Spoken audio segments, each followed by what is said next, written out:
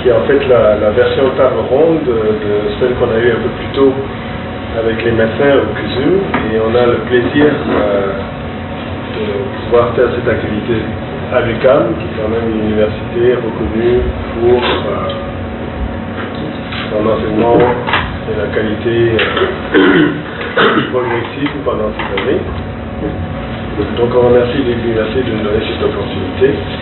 Et bien sûr, nous avons au programme la possibilité d'avoir des personnes qui ne sont pas physiquement avec nous, mais qui ont eu la chance de participer à ce projet sur les traces de Norman Bethune et dont on entendra les témoignages. Il s'agit principalement d'Espagnols et de quelques camarades chinois, mais asiatiques en général, puisqu'il y a des Indonésiens, qui ont eu à contribuer donc à cette guerre d'Espagne. As you know, the project aims to bring to attention the role played by Norman Bethune in the Spanish War in China, but also to bring to light the Canadian MATPAFs and other international volunteers who joined the struggle against fascism in defense of democracy, freedom and international solidarity in Spain, in Canada and elsewhere. Revered for decades by billions of Chinese, while he was practically forgotten in his own country, Bethune remains today the best-known Canadian abroad. Et le fait qu'il soit si peu connu ici n'est pas étranger au fait que sa conviction internationaliste, sa contribution aux luttes dans ce qu'on peut appeler le communisme international, va très rapidement l'ostraciser, le marginaliser et expliquer aussi qu'il soit non seulement méconnu, mais que jusqu'aujourd'hui, beaucoup de ses positions soient considérées pestiférées. C'est un homme polyvalent, controversé, un homme comme nous et bien des gens, avec ses faiblesses, ses qualités. Et notre perspective n'est pas d'idolâtrer le personnage, c'est de comprendre dans le contexte de l'époque ce qu'il a fait, pourquoi il l'a fait, comment il l'a fait, de comprendre un peu aussi les luttes et les contradictions qui agitaient le mouvement progressiste dans la guerre d'Espagne. Et ça a une grande importance à cause de la resurgence du fascisme dans l'ère contemporaine. On est dans une ère où le système international est de plus en plus en contradiction avec les forces transnationales.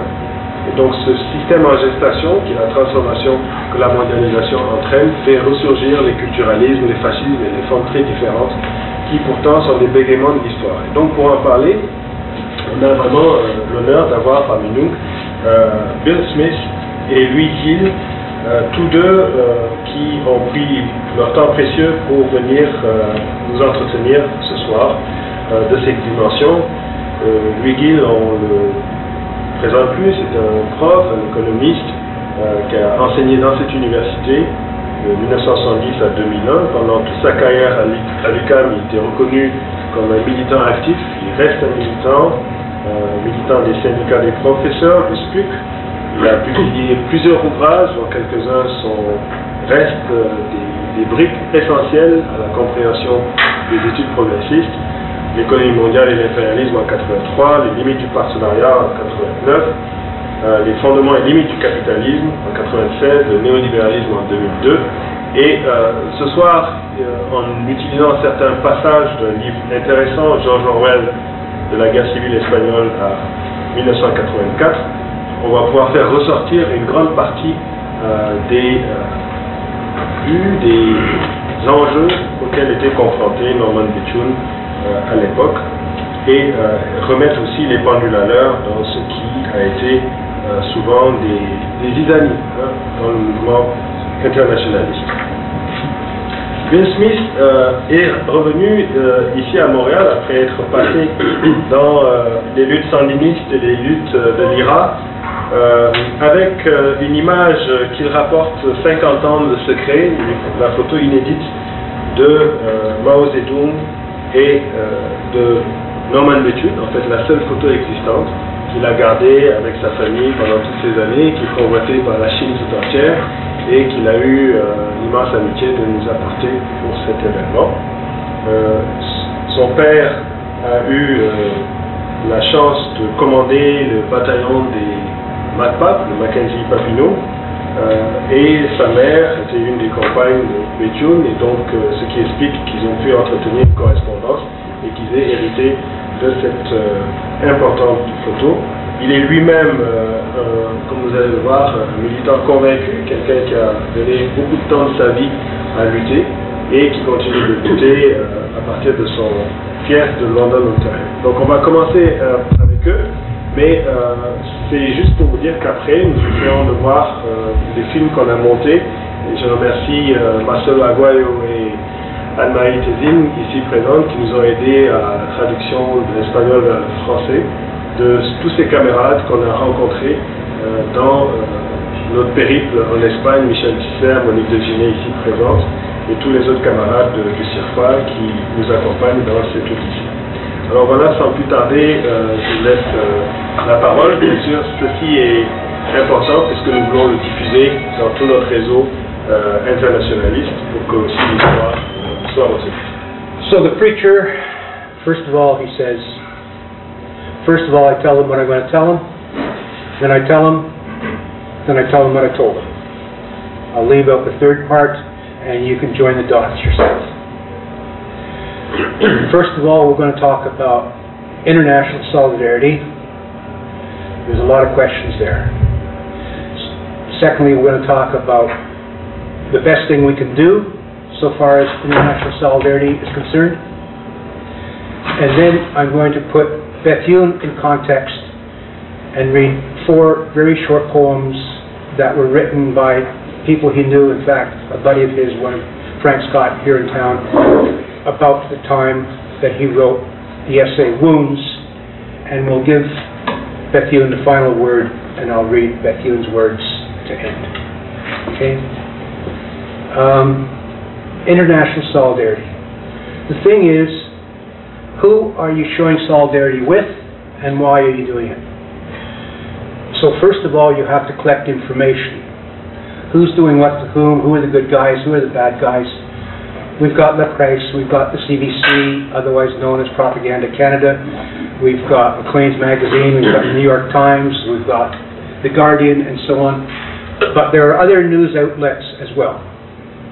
And some of you might want to take notes. I'm going to fly through them. There is a liberal progressive left site in the United States called Counterpunch. There is a more radical site called Information Clearinghouse. There's a Maoist site, no one's taking notes, so I'm going to skip through this because but if you're interested, do write down some of these sites. What they will do is give you other information other than what you're getting from mainstream sources. In other words, if you're going to show solidarity, know who it is you're backing and why it is you're backing them. There's a Welsh Maoist site called Democracy and Class Struggle, and they cover all sorts of news. They cover socialists from, well, mainly they cover Celtic stuff, right? Scottish, Irish, Welsh stuff. But they also have how many minutes, sir? 20? You got it. They also have a writer from Ukraine, and they cover, of course, the revolutions going on in Pakistan, India, and the Philippines. If you're going to show solidarity with someone, research the person you're doing solidarity with. Talking about just the Ukraine in particular, everyone most likely watches RT, Russia Today. There's also a site called Novorossiya Today, which is from the point of view of Novorossiya, which is not, strictly speaking, the point of view of Russia. They are different. There's Vineyard of the Sacred, which is like the granddaddy of news broadcasts for, there's a German version, a French version, African, South American, Spanish, that's South American. They have news reports from the front in Nigeria, from Boko Haram. They have news reports from Baghdad. They have news reports from Ukraine. They tell you which faction is doing what, and they generally give you the lay of the land. There is, let me see. Vineyard of the Sacred is really big. Vineyard of the Sacred, their point of view is Russian Orthodox Church with a little bit of Tsarism thrown in. They are heavy in this event. There's a fellow by the name of Mozgovie, M-O-S or M-O-Z-G-O-V-I-E or E-Y, depending which transliteration you use. Google is your friend. YouTube. He's a class warrior. He commands the Ghost Battalion. And his battalion is made up mainly of construction workers and miners. He had a 3-hour conference just the other day with 3 Ukrainian generals, and he was trying to talk them into parting their troops. His argument was, we have no argument with you. We have no argument with you. What we want to do is kill the fascists in Kiev, move your troops aside, let us through to Kiev, and we'll finish the matter. He is the most radical of the battalions operating in the field today. Motorola is the most romantic, type Motorola wedding or something like that. He's an oplot. G-I-V-I, I can't pronounce it, is in Vostok. And I think those are the most famous guerrilla leaders operating currently. They all have different lines. Find out who you want to back before you back someone. Do your research, do your homework. The Vineyard of Sacred has links to a lot of stuff. Moon of Alabama or Moon over Alabama, I can't remember precisely. It's a quote from Brecht. It's a Brechtian site, and he covers the same territory from the point of view, not Frankfurt School, he's not quite Frankfurt School, but he's coming at it from more or less that point of view. No one's taking notes. Okay, I'm going to rush through this. But if people want to research these things, or if you want to talk to me personally about them afterwards, please talk to me personally about them afterwards. You tell me your point of view, and I'll try to link you up with that sort of perspective. Now, what can we do about imperialism? After you've researched and you've found out who the good guys are, what can we do about it? The best thing we can do about imperialism is to overthrow capitalism in Canada. That's the ultimate best thing we can do. You're overseas, you're a fish out of water, they're wasting time translating for you, helping you do this, helping you do that. That's all neat and groovy to be shot at, but in the long run, the best thing you can do is to overthrow capitalism in Canada. Now, if you want to find out how to do it, talk to me afterwards. I've worked at a plan, and the plan involves taking no casualties, ruining no one's career, no increase to the police budget, and don't destroy anyone's career in the meantime. In other words, a peaceful path. And if someone wants to talk about it, I'll talk to you about it. And it's essentially building and networking workers' co-ops. Replace capitalism. I got this idea in a sort of way in the 70s when I was going around arguing against nuclear power and trying to promote appropriate technology. I thought the best thing to do is to beat them in the marketplace. If you want to replace them, beat them in the marketplace. So I started a couple of solar companies. I personally made a lot of money. Unfortunately, I didn't shut down a nuclear plant, but there you go. We have to replace them. This is what we're doing in London now. We've started with a licensed cafe that has art shows and musicians. Yeah, start somewhere. And it's a good way of getting high school kids together and starting other clubs and that sort of thing. Don't draw attention to yourself. So as I'm concerned, don't go to demonstrations, don't throw bombs, don't sign petitions, do things quietly. Every act should be a revolutionary act, but it should be so small that nobody notices you doing it. Otherwise, you get in trouble, and you don't want to get in trouble. Basically, you don't want to get in trouble. I don't know if I can take 20 minutes, so I'm going to... Is it okay to shorten it? What I'm going to do is to move through to Bethune and give him the last words. What the folks here who are working on the Bethune project are trying to do is they are trying to put him in the context of who he was.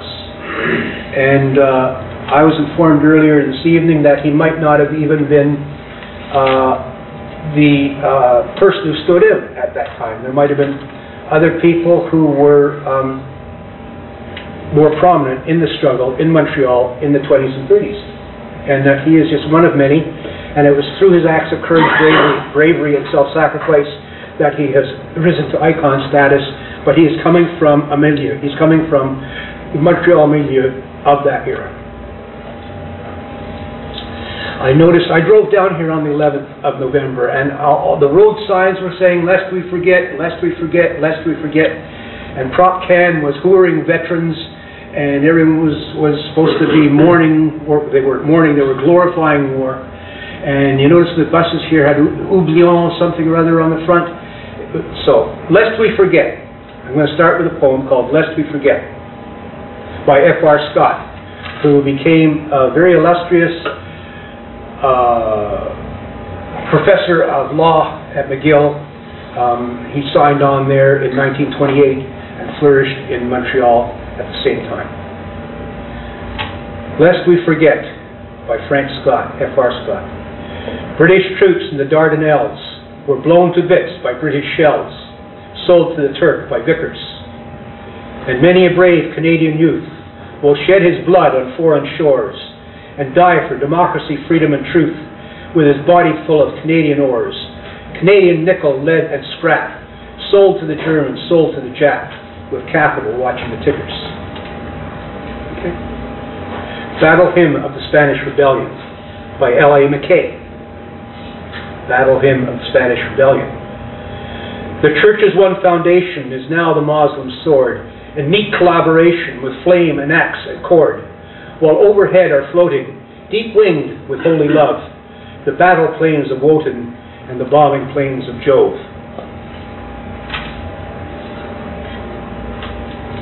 Right about now we need a little bit of class war, okay? Kirkland Lake, 1943, by James Rifford. Under the dark industrial sky, we wonder why we have to die, who living were valued at a wage that starved our youth and murdered age. Or why engage for tyrants here to end the tyranny of fear, whose quarrel is with all of those, the heavens of our desires that close, for justice undertake a cause that has no justice in its laws,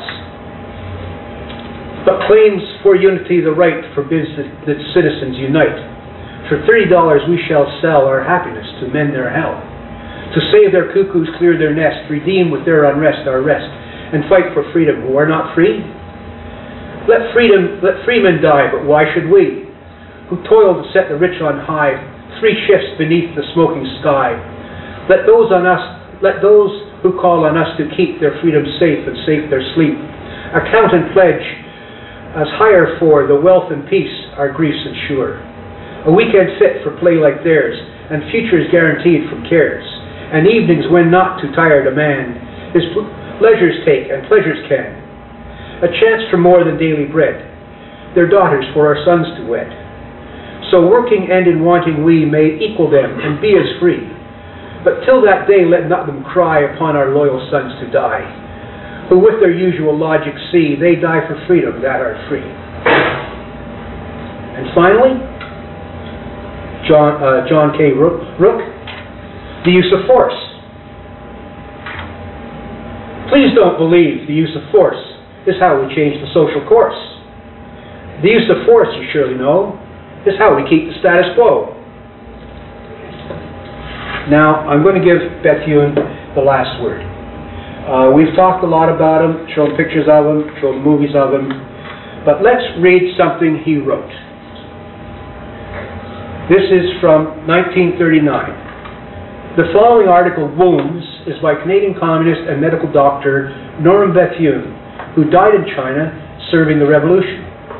It is a scathing critique of imperialist war, written in 1939, published in 1940. The kerosene lamp overhead makes a steady buzzing sound like an incandescent hive of bees. Mud walls, mud floor, mud bed, white paper windows, smell of blood and chloroform, cold. 3 o'clock in the morning, December 1st, North China, near Linzhou, with the 8th Route Army.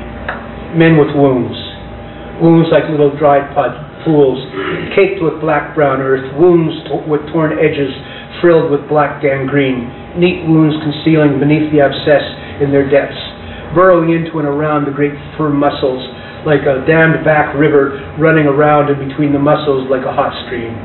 Wounds expanding outwards, decaying orchards or crushed carnations, terrible flowers of flesh, wounds from which the dark blood is spewing out in clots, mixed with the ominous gas bubbles floating on the fresh blood of the still continuing secondary hemorrhage. Old filthy bandages stuck to the skin with blood glue.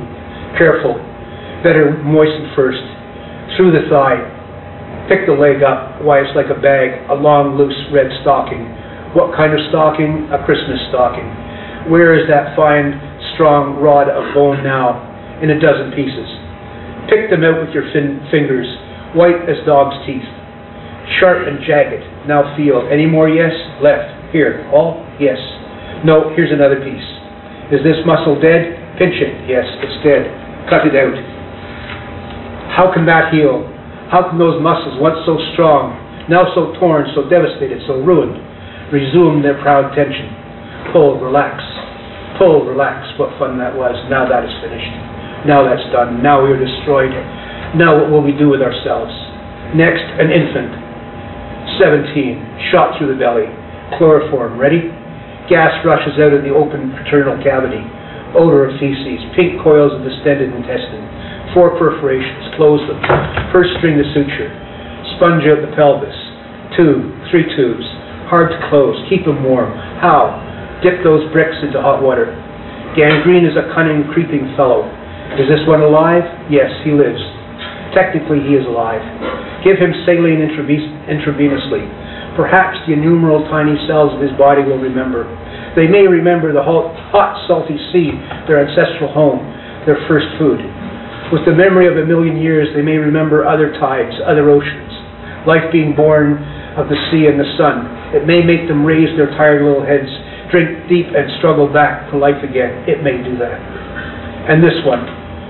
Will he run along the road beside his mule at another harvest with cries of pleasure and happiness? No, that one will never run again. How can you run with one leg? What will he do? Why, he will sit and watch the other boys run. What will he think? He'll think what you and I would think. What's the good of pity? Don't pity him. Pity would diminish his sacrifice. He did this for the defense of China. Help him. Lift him off the table. Carry him in your arms. Why, he's as light as a child. Yes, your child, my child. How beautiful the body is, how perfect its pads, with what precision it moves, how obedient, proud, and strong, how terrible when torn. The little flame of life sinks lower and lower, and with a flicker goes out.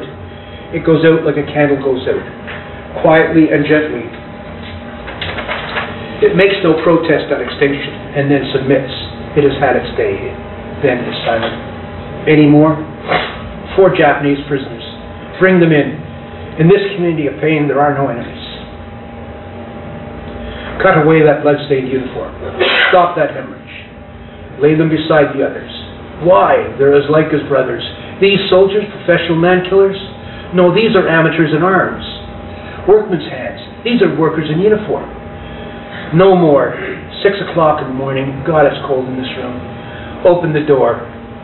Over the distant dark blue mountains, a pale, faint line of light appears in the east. In an hour, the sun will be up to bed and sleep. But sleep will not come. What is the cause of this cruelty, this stupidity? 1 million workmen come from Japan to kill or mutilate 1 million Chinese workmen. Why should the Japanese worker attack his brother worker, who is forced merely to defend himself? Will the Japanese worker benefit by the death of the Chinese? No, how can he gain? Then why in God's name, then in God's name, who will gain? Who is responsible for sending these Japanese workmen on this murderous mission? Who will profit from it? How is it possible to persuade the Japanese workman to attack the Chinese workman, his brother in poverty, his companion in misery? Is it possible that a few rich men, a small class of men, have persuaded 1 million men to attack and attempt to destroy another 1 million men as poor as they, so that these rich may be richer still? Terrible thought. How did they persuade these poor men to come to China? By telling them the truth? No, they never would have come if they'd have known the truth. Did they dare to tell these workmen that the rich only wanted cheaper raw materials, more markets, and profit? No, they told them this brutal war was the destiny of the race. It was for the glory of the emperor. It was for the honor of the state. It was for their king and country.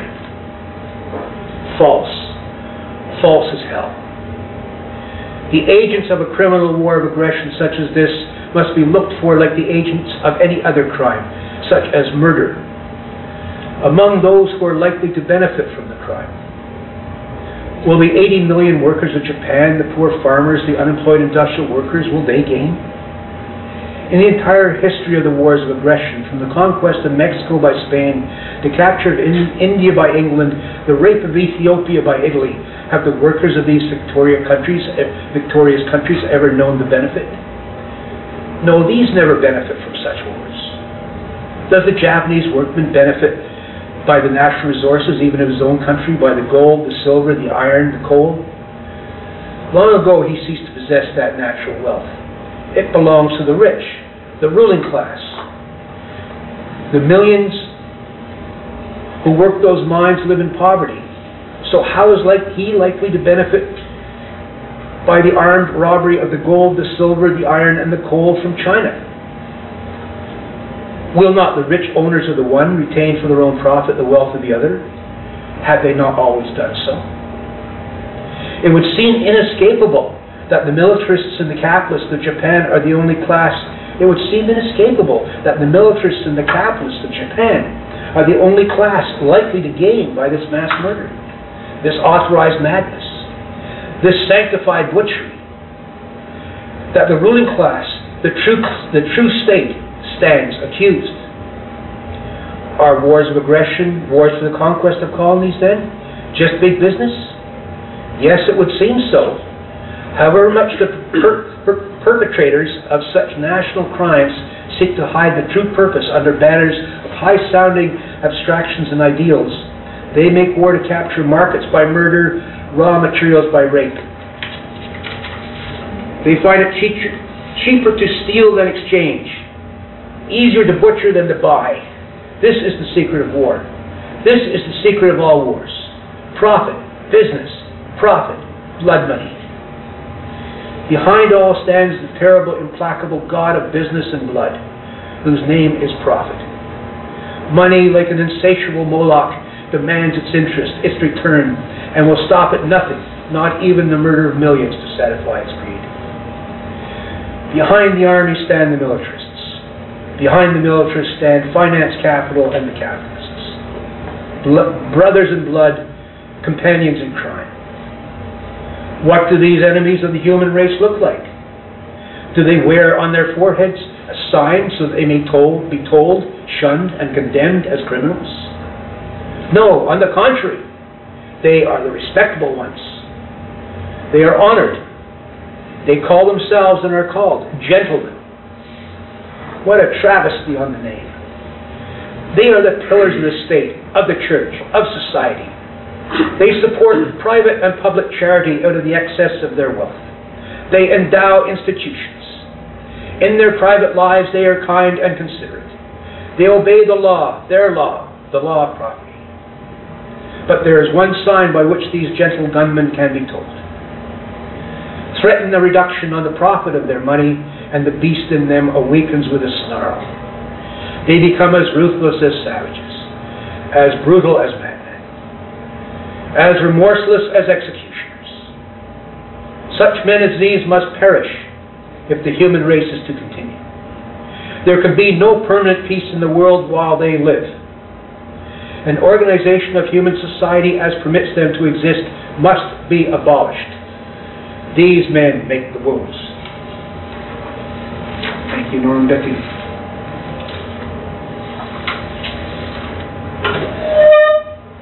We still have 2 minutes. Would you mind showing us the picture and maybe just put it in context? What would you like? You'd like to see Bethune and Mao? Yes. And then maybe just put the thing in context. Sure. I tried to do it from the 30s in Montreal. Make this for this. Sure.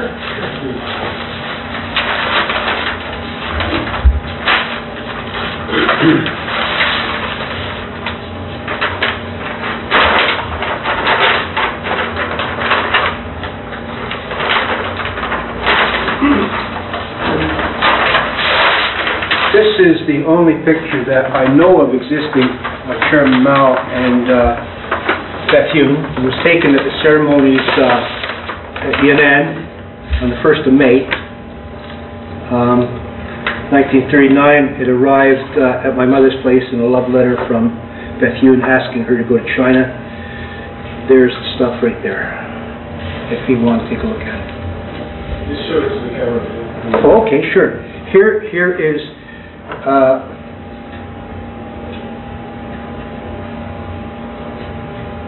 okay, and it arrived folded up in this letter.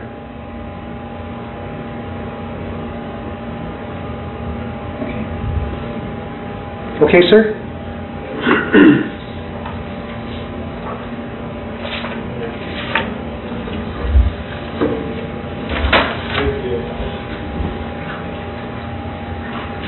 Merci beaucoup, monsieur.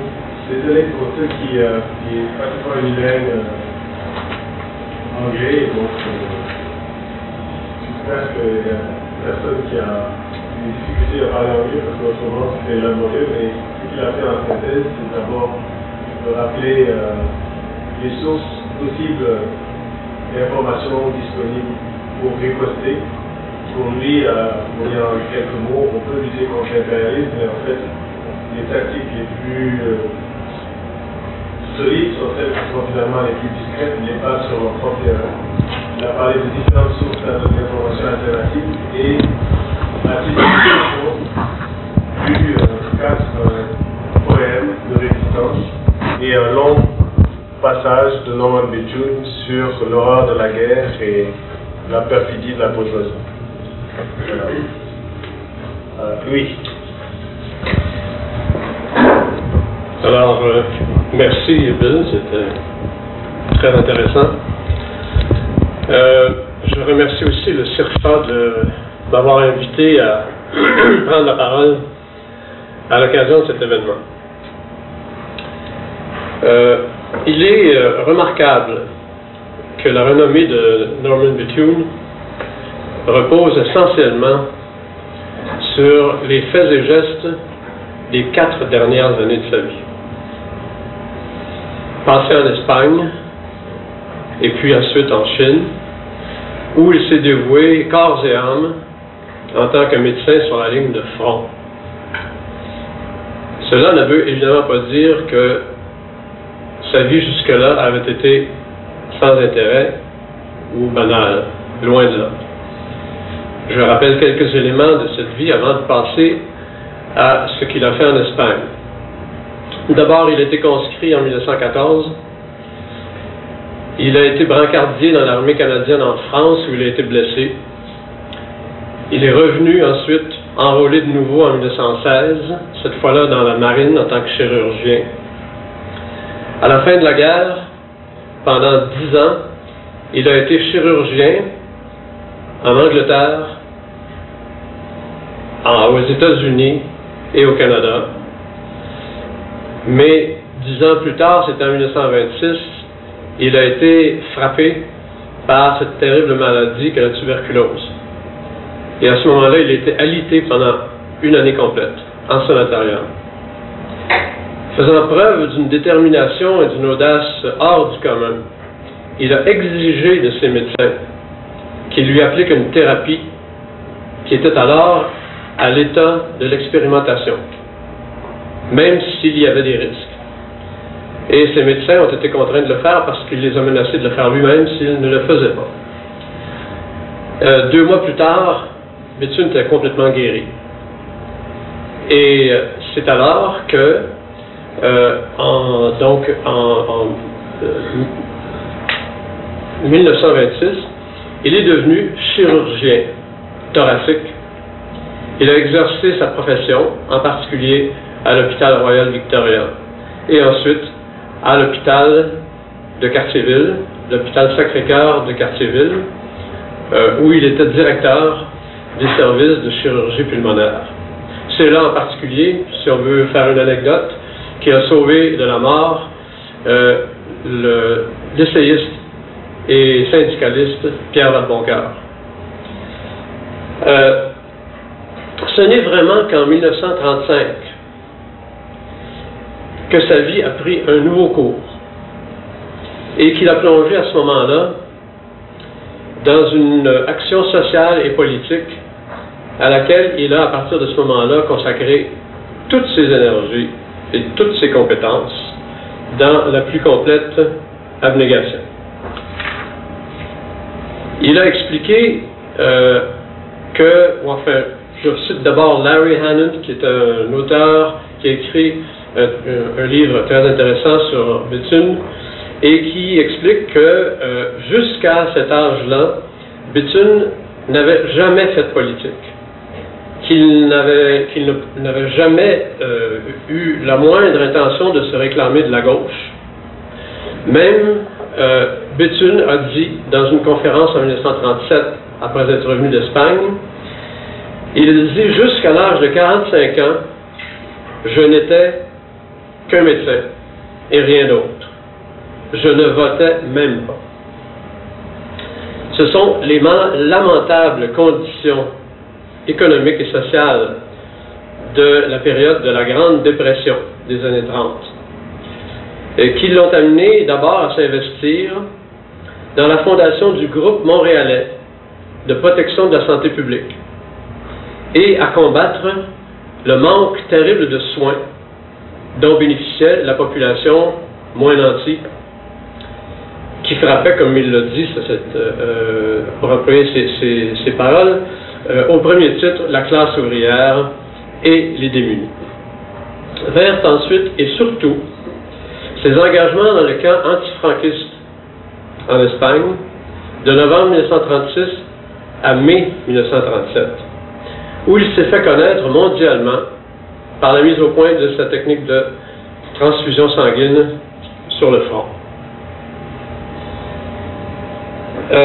Et ensuite, en Chine, où, comme on le sait, il a été le médecin de la 8e armée dirigée par Mao Zedong jusqu'à son décès en 1939, après avoir été infecté d'une coupure au doigt lors d'une intervention sur un blessé. Il est intéressant de souligner, et je vais ici reprendre un peu ce que Bill a dit tout à l'heure, c'est que dans l'exercice de ses fonctions, le passionné d'humanité qui était Béthune soignait sur le même pied les soldats ennemis et les soldats républicains. Il disait, je reprends à peu près les mêmes termes que Bill a utilisés tout à l'heure, il désignait ces blessés-là comme étant des frères en souffrance, dont les véritables ennemis se trouvaient, selon son expression, de l'autre côté du spectre politique et social. Il l'a exprimé dans les termes suivants lors d'un rassemblement à Toronto après son retour d'Espagne. Je cite, « Chaque matin, 2 de nos camionnettes quittent Madrid, chargées de sang, pour gagner les postes d'évacuation situés derrière la ligne de front. Là-bas, les prisonniers reçoivent le même sang et les mêmes soins que nous prodiguons aux blessés républicains. Un jour, un blessé italien, un fasciste, qu'on amenait à l'hôpital, exprimait la crainte que nous l'exécutions. Mais il a appris à nous faire confiance et à nous croire lorsque nous lui avons dit « Nous ne te considérons pas comme un ennemi, mais comme un homme blessé. » Quand même assez extraordinaire comme manière de voir les choses. On sait que Béthune a quitté précipitamment l'Espagne en mai 1937, à peine 6 mois après être arrivé. Et on ne peut que s'interroger sur les motifs de la fin abrupte de son séjour en Espagne. Or, l'ouverture des archives du Comintern après la chute de l'Union soviétique en 1991 a permis de lever partiellement le voile sur l'énigme de ce départ précipité. Parmi les documents qui sont alors devenus accessibles, un rapport de mai 1937 sur les activités de la délégation canadienne en Espagne visait Béthune en particulier et faisait peser sur lui rien de moins que des accusations d'espionnage. Des accusations, il va sans dire, qui étaient totalement dénuées de fondement. Divers auteurs en ont fait mention, parmi lesquels je vous recommande Larry Hannant et Michael Petrou. Béthune, qui avait adhéré au Parti communiste du Canada en novembre 1935, s'était rendu en Espagne avant l'arrivée des brigades internationales organisées par le Comintern et les partis communistes membres. Il y était venu, non pas sous les directives du Parti communiste, mais en suivant l'impulsion que lui dictait sa seule volonté, écrit Larry Hannant. En allant en Espagne, poursuit Hannant, Béthune s'inscrivait dans l'optique de la ligne politique défendue par Moscou, celle de la lutte des démocraties contre le fascisme. Mais il espérait aussi contribuer à déclencher un soulèvement révolutionnaire à plus vaste échelle. Dans les émissions radiophoniques, je cite toujours Hannant, auxquelles il participa depuis l'Espagne, il comparait souvent la guerre civile espagnole au premier engagement de la Révolution mondiale. Dans une déclaration du 24 décembre 1936, dans laquelle il s'adressait aux Espagnols, Béthune disait ceci: « Camarades espagnols, la révolution des ouvriers contre les répressions économiques, intellectuelles et religieuses a débuté cette année en Espagne. Ce que l'Espagne entreprend aujourd'hui déterminera l'avenir du monde pour les 100 prochaines années. Si vous êtes défaits, le monde sombrera dans l'ère sinistre du fascisme. Si vous l'emportez, et nous sommes confiants que vous l'emporterez, c'était un bel espoir, malheureusement qui a été déçu, nous jetterons ensemble les assises d'un nouvel âge d'or de la démocratie économique et politique. Souvenez-vous que les ouvriers canadiens sont avec vous dans l'épreuve. Nous sommes venus ici pour participer à la première bataille de la Révolution internationale. Voilà bien, c'est très beau, mais voilà bien l'hérésie par excellence qu'il fallait s'abstenir de soutenir dans l'Espagne de la guerre civile et qui a coûté la vie à tant de militants victimes de la terreur stalinienne qui a déferlé impitoyablement contre la révolution sociale en marche et qui a pris une ampleur particulière à partir des événements de mai 1937 à Barcelone.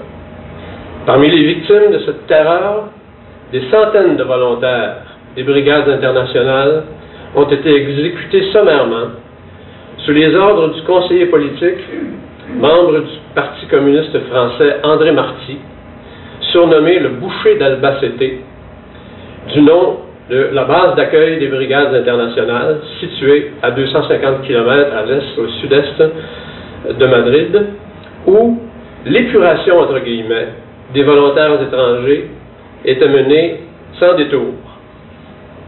Il faut seulement se réjouir de ce que Béthune ait quitté l'Espagne au bon moment, à la date même au-delà de laquelle il aurait sans doute été trop tard. La question qu'on peut se poser est la suivante.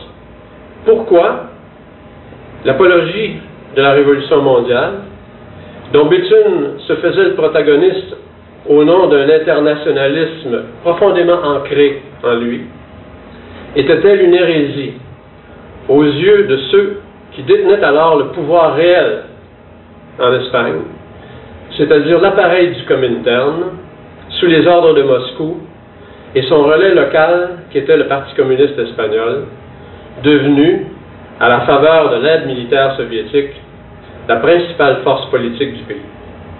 Pourquoi les protagonistes de cette hérésie, entre guillemets, étaient-ils pourchassés, accusés d'espionnage et de trahison, condamnés et exécutés?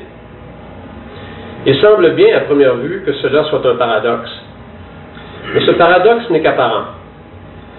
Dans le berceau de la révolution socialiste qu'avait été la Russie en 1917, la politique stalinienne de la construction du socialisme dans la seule Union soviétique avait d'ores et déjà remplacé la perspective de la révolution mondiale.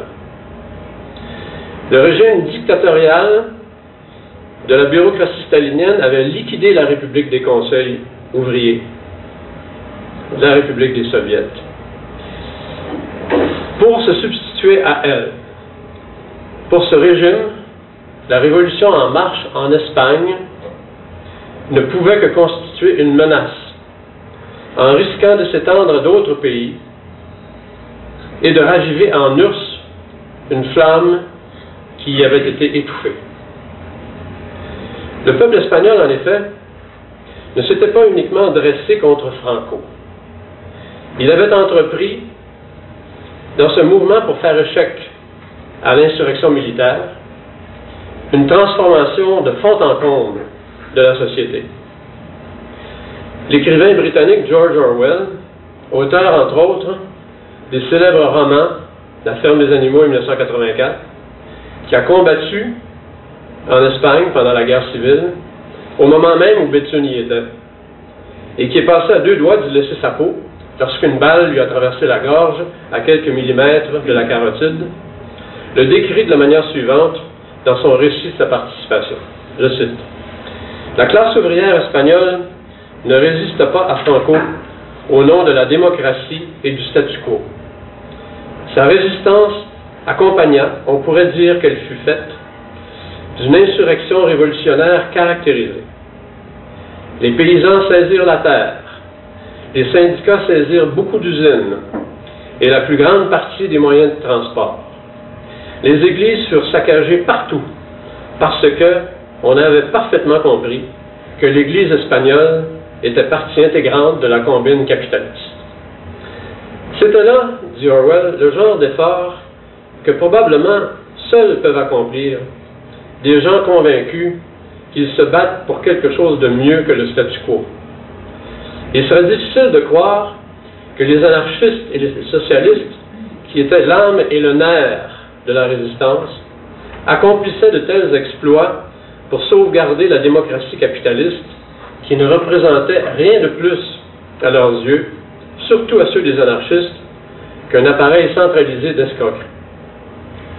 Ce qui avait eu lieu en Espagne, en réalité, ce n'était pas simplement une guerre civile, mais le commencement d'une révolution. C'est ce fait-là que la presse antifasciste à l'étranger avait pris tout spécialement à tâche de camoufler. Elle avait rétréci l'événement aux limites d'une lutte fascisme contre démocratie et en avait dissimulé autant que possible l'aspect révolutionnaire. La résistance de la classe ouvrière espagnole avait, comme on le sait, immédiatement été perçue comme un combat qui débordait les limites de l'Espagne pour devenir la lutte de tous et avait suscité, comme on le sait, un vaste mouvement de solidarité internationale. Des combattants volontaires étrangers sont venus spontanément en Espagne, en grand nombre, dès le déclenchement de la guerre civile, en juillet 1936, pour se joindre aux milices constituées par les syndicats et les partis politiques ouvriers. À noter que les principaux contingents d'aide internationale, que furent les brigades internationales, n'ont commencé à arriver en Espagne qu'en novembre, 4 mois après le début de la guerre civile, avec l'aide militaire tardive de l'Union soviétique, alors que l'aide de l'Allemagne nazie et de l'Italie fasciste à Franco est arrivée dès le début de la guerre civile. Auréolée de la première révolution socialiste victorieuse, l'Union soviétique n'aurait pu rester à l'écart de ce mouvement spontané de solidarité ouvrière internationale qui risquait par ailleurs de la déborder. Il lui fallait absolument intervenir pour en prendre le contrôle et l'orienter dans le sens de sa politique. Aussi, la ligne d'action qu'elle a imposée en Espagne était-elle l'éradication des avancées dans la voie de la révolution socialiste et la promotion de la seule lutte pour la République démocratique parlementaire bourgeoise définie comme lutte antifasciste.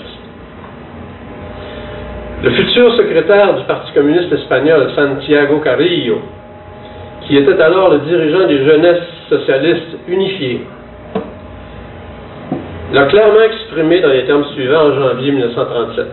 Je cite: « Nous ne combattons pas actuellement pour la révolution socialiste, nous combattons sincèrement pour la République démocratique. » Dans cette optique, il va sans dire, la stratégie de lutte contre le fascisme n'est pas une lutte contre le capitalisme, dont le fascisme n'est pourtant que la forme extrême.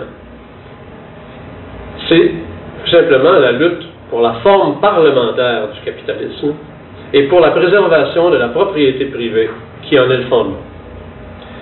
En réalité, pour l'URSS, la défense de la République espagnole était d'abord motivée, en prévision de la grande guerre qui se préparait, par sa crainte de voir l'Allemagne et l'Italie s'implanter solidement en Méditerranée, à la faveur de leur intervention en Espagne, et par le souci de construire avec ce qui était désigné comme les démocraties européennes, l'Angleterre et la France, un front commun face à l'Allemagne nazie. Pour éviter en Espagne une victoire de Franco qui aurait renforcé l'axe Rome-Berlin en lui adjoignant le pôle de Madrid, l'URSS s'était donné comme mission d'armer la République espagnole, mais de désarmer la Révolution.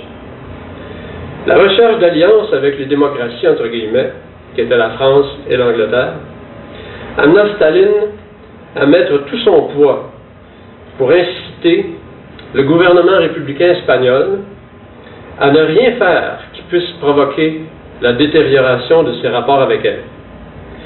Il l'a exprimé personnellement dans des conseils amicaux, entre guillemets, adressés en 1936 au chef du gouvernement espagnol de Front populaire, Francisco Largo Caballero, suggérant que soit prise l'initiative de déclarer dans la presse que le gouvernement de l'Espagne ne tolérera pas que qui que ce soit porte atteinte à la propriété et aux intérêts légitimes des étrangers en Espagne. C'était un conseil de Staline. C'est dans ce contexte que s'est développé un climat insupportable de méfiance à l'endroit de Béthune de la part des autorités espagnoles et que la décision a été prise par elles, ces autorités, en mars 1937, d'intégrer à l'armée républicaine le service canadien de transfusion sanguine que Béthune avait mis sur pied. Le mois suivant, Béthune a demandé d'être relevé de ses fonctions et d'être rapatrié. Curieusement, fait remarquer Larry Hannant, que je cite souvent, dont je vous recommande la lecture, le journal du Parti communiste canadien, le Daily Clarion, je cite, ne publia aucun article sur les activités de Béthune après son retour d'Espagne, à l'exception d'un bref reportage, en juin, soulignant l'accueil triomphal que la foule lui avait réservé à son arrivée. Durant les 9 mois qui suivirent avril 1937, le Clarion ne reproduisit non plus aucun entretien sérieux avec lui. Seuls 3 articles cités par Béthune parurent dans ces colonnes. Est-il abusif de penser que ce silence pourrait suggérer que le Parti communiste canadien n'ait pas souhaité soutenir Béthune dans sa disgrâce, entre guillemets bien sûr, se rendant par le fait même complice du parti frère, le Parti communiste espagnol, dont les soupçons à son endroit avaient provoqué son départ. En tout cas, dès son retour au Canada, Béthune a été, à toute fin utile, forcé d'entreprendre une intense tournée de propagande et de levée de fonds pendant plusieurs mois pour la résistance espagnole, sous le contrôle du parti et astreint à y soutenir la ligne du parti. Et il va sans dire que le Parti communiste canadien ne pouvait se payer le luxe d'une dénonciation publique du parti frère par un franc-tireur comme l'était Béthune, et que son message se devait d'être contrôlé. Nul doute que ce message devait consister en une défense sans équivoque de la politique des fronts populaires. Se conformant à cette directive, Béthune déclarait lors d'une conférence publique à Edmonton en juillet 1937 que le Front populaire était la seule façon d'éradiquer le fascisme. Mais il le formulait d'une manière pour le moins ambiguë. Je cite, « Seul un Front populaire, réunissant tous les partis de gauche, saura en venir à bout du fascisme, bien sûr. Les partisans de gauche qui hésitent à se joindre à un tel front commun trahissent la cause. » On remarque que le front dont parle ici Béthune est un front des seuls partis de gauche, c'est-à-dire des seuls partis de la classe ouvrière et des opprimés. Un tel front, fondé sur le principe de l'indépendance de classe, n'est pas un front populaire, qui regroupe, lui,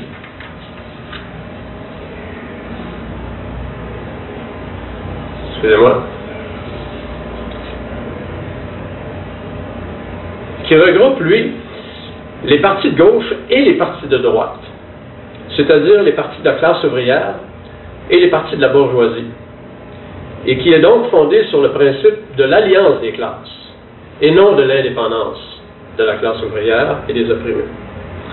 La politique d'indépendance de classe, dont Béthune se réclamait spontanément, est la politique dite du Front unique ouvrier, élaborée du vivant de Lénine par l'Internationale communiste des 4 premiers congrès, de 1919 à 1923. Elle a été enterrée par Staline, qui lui a substitué celle des Fronts populaires, en même temps qu'il a substitué à la perspective de la Révolution mondiale celle de la construction du socialisme dans la seule Union soviétique. Béthune s'est distancié par la suite des orientations qu'il soutenait en Espagne. On le constate dans ses nombreux écrits de la période chinoise de 1938 et 1939, où il fait l'apologie de la politique du Front uni du Parti communiste chinois et du Parti nationaliste bourgeois, le Kuomintang, c'est-à-dire de la politique du Front populaire. Les extraits suivants, où il décrit la situation en Chine telle qu'il l'apercevait sur le terrain, en sont une illustration. Je cite, « Aucune propagande communiste, ou prétendument telle, n'est faite, sauf par les réactionnaires.